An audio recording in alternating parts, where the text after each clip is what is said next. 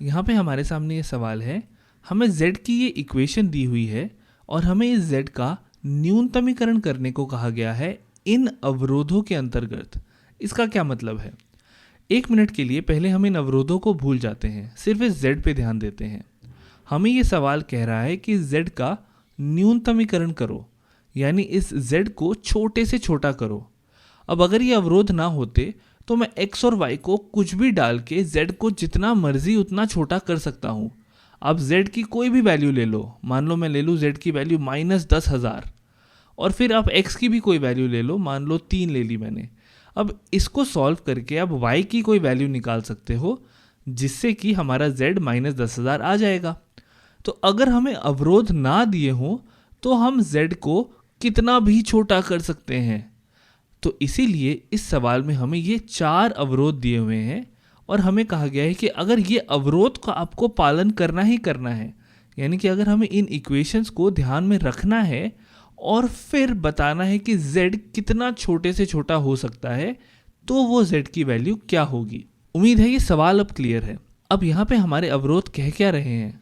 हमारा पहला अवरोध कह रहा है कि x + 2y <= 8 होना चाहिए। मतलब जो भी हम x और y z में डालेंगे उनमें x + 2y <= 8 होना चाहिए, यानी x + 2y करने पे 8 से बड़ा नंबर नहीं आना चाहिए। इसके अलावा जो भी x और y हम डालेंगे उनमें 3x + 2y करने पे 12 से बड़ा नंबर नहीं आना चाहिए, 12 या 12 से छोटा नंबर आना चाहिए। तीसरे और चौथे अवरोध हमें कह रहे हैं कि x और y 0 या उससे बड़े होने चाहिए। अब ये करने के लिए हम ग्राफ का उपयोग करेंगे। इन चारों को जब हम ग्राफ में बनाएंगे तो हम देखेंगे कि ग्राफ के एक पर्टिकुलर एरिया से ही x और y आ सकते हैं, और उस एरिया के भी जो कोने होंगे वही हमें z की अधिकतम या न्यूनतम यानी मैक्सिमम या मिनिमम वैल्यू दे सकते हैं। तो चलिए इनको हम ग्राफ पे बनाते हैं।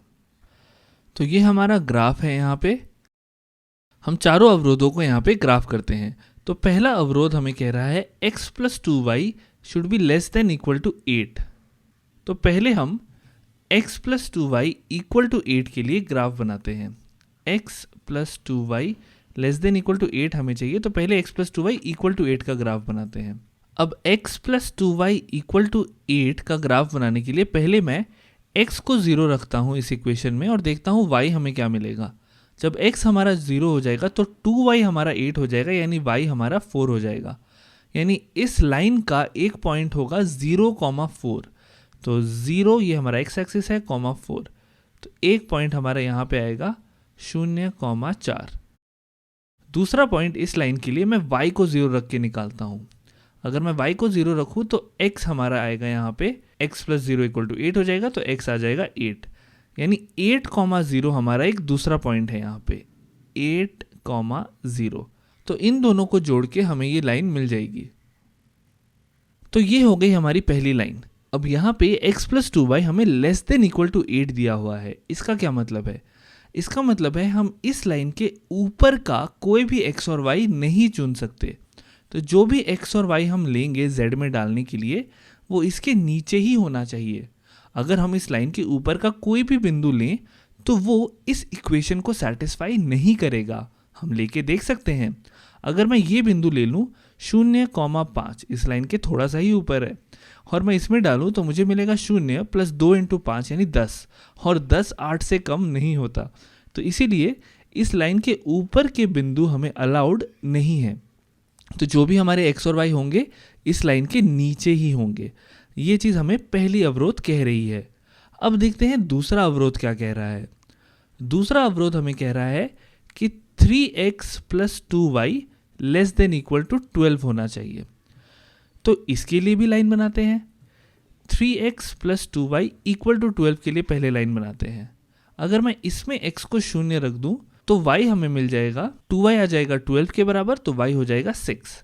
और इसी तरीके से अगर मैं y को 0 रख दूं तो 3x हमारा 12 हो जाएगा, यानी x हो जाएगा 4 के बराबर।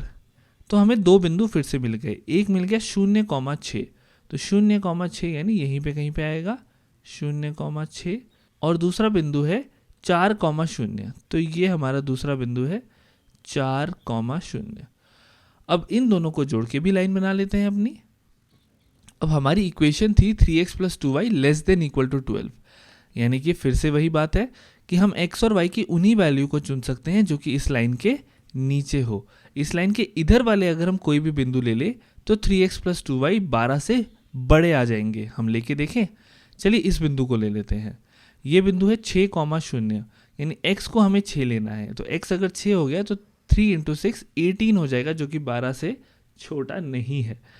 तो हमारा दूसरा अवरोध हमें ये कह रहा है कि जो हमारी x और y होनी चाहिए वो इस लाइन की बाएं ओर होनी चाहिए या फिर नीचे होनी चाहिए। तो अब हमारे पास इन दोनों अवरोधों के लिए लाइन आ गई है। अब हम तीसरे और चौथे अवरोध को देखते हैं। ये हमें कह रहे हैं x greater than equal to 0 और y greater than equal to 0। तो x greater than equal to 0 का मतलब है हम x एक्सिस में कभी नेगेटिव साइड नहीं जा सकते। तो हमें 0 से लेके यानी मूल बिंदु से लेके हमें मूल बिंदु की दाईं ओर ही रहना है, मूल बिंदु से बाईं ओर हम नहीं जा सकते। और y greater than equal to 0 का मतलब है कि हम y में नेगेटिव नहीं जा सकते, यानी x एक्सिस के नीचे नहीं जा सकते। तो हमें हमेशा इस x एक्सिस से ऊपर ही रहना है। तो यानी हमें पहले चतुर्थांश, पहले क्वाड्रेंट में ही रहना है। तो हमें बाकी चतुर्थांश में से x और y की किसी वैल्यू को नहीं लेना है। तो यानी अब हमें चारों अवरोधों का मतलब समझ में आ गया है इस ग्राफ में। अब हम एक ऐसा एरिया खोजना चाहते हैं जिनमें ये चारों अवरोध संभव हों। तो देखते हैं, मैं ये एरिया तो नहीं ले सकता क्योंकि यहाँ पे मेरा पहला और दूसरा अवरोध दोनों मुझे मना कर रहे हैं। मैं इस लाइन और इस लाइन के ऊपर नहीं जा सकता। मैं इधर भी नहीं जा सकता क्योंकि x और y greater than equal to 0 होने चाहिए। क्या मैं इधर जा सकता हूँ? अगर मैं इधर जाऊँगा तो मेरा दूसरा अवरोध तो मुझे कोई परेशानी नहीं दे रहा, बट मेरा पहले अवरोध मुझे मना कर रहा है। ये मैं पहले अवरोध वाली लाइन के ऊपर हूँ, तो मैं यहाँ भी नहीं जा सकता। क्या मैं इस एरिया में x और y चुन सकता हूँ? मैं इस एरिया में भी x और y नहीं ले सकता क्योंकि मेरा पहला अवरोध तो खुश है पर मेरा दूसरा अवरोध मुझे मना कर रहा है। मैं दूसरे अवरोध के लिए इस लाइन के पार जा रहा हूँ, तो मैं ये एरिया भी नहीं ले सकता। तो बचा कौन सा एरिया? बचा हमारा ये एरिया। तो मेरा x और y इसी एरिया में हो सकता है। इसके अलावा और कहीं पे भी अगर हम x और y ले तो वो हमारे चारों अवरोधों को खुश नहीं करेगा, चारों अवरोधों को सेटिस्फाई नहीं करेगा। तो हमें अगर वो एरिया मिल गया है तो अब हमें बस इस एरिया के कोनों को देखना है, क्योंकि z मैक्सिमम या मिनिमम तभी होगा अगर हम इन कोनों में से x और y को लें। अब आपके मन में सवाल आ सकता है कि हमें कोनों से ही क्यों लेना है x और y। इस बात का मैं आपको प्रूफ नहीं दे रहा, पर आप इस चीज़ को चेक कर सकते हो इस सवाल के लिए। जब हम अपना z का मिनिमम वैल्यू निकाल लेंगे तो आप इन कोनों के अलावा किसी और x और y को लेना और देखना कि क्या आप z को और छोटा कर सकते हो, हमारी न्यूनतम वैल्यू से और छोटा लेके आ सकते हो। आप नहीं लेके आ पाओगे। z का न्यूनतम मान तभी मिलेगा जब हम x और y को कोनों में से चुने। तो हमारे 4 कोने हैं। एक कोना है 0,4, दूसरा कोना है 0,0, तीसरा कोना है 4,0 और चौथा कोना हमें निकालना होगा। तो ये हम कैसे निकालें?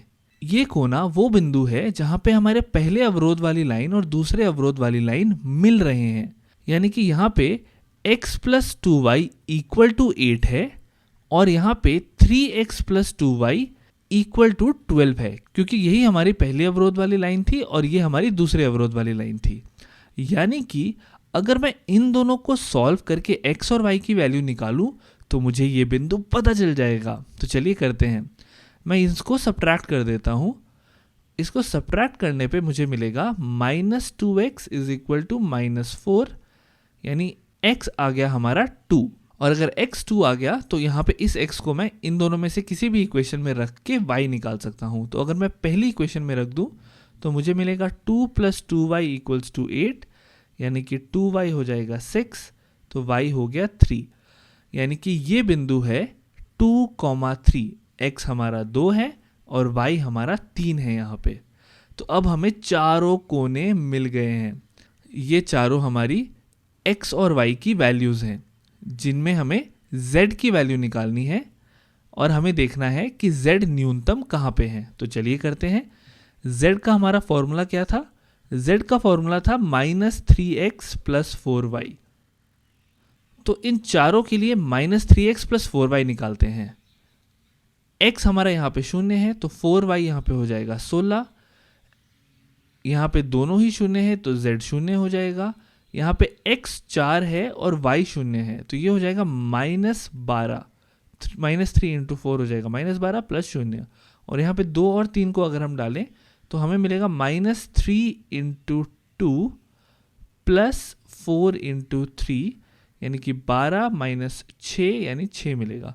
तो इन चारों में से सबसे छोटा वैल्यू कौन सी है, सबसे छोटा मान कौन सा है z का, वो है -12। ये हमारा सबसे छोटा मान है और ये कहाँ पे मिल रहा है, 4,0 पे। तो अब हमने z का न्यूनतमीकरण कर लिया है। तो हमारा z का सबसे न्यूनतम मान है -12 और ये कहाँ पे है ये भी हमें पता चल गया है, ये है 4,0 में। ये एक ऐसा बिंदु है जो इन चारों अवरोधों को खुश रखेगा और हमें z का न्यूनतम मान भी देगा।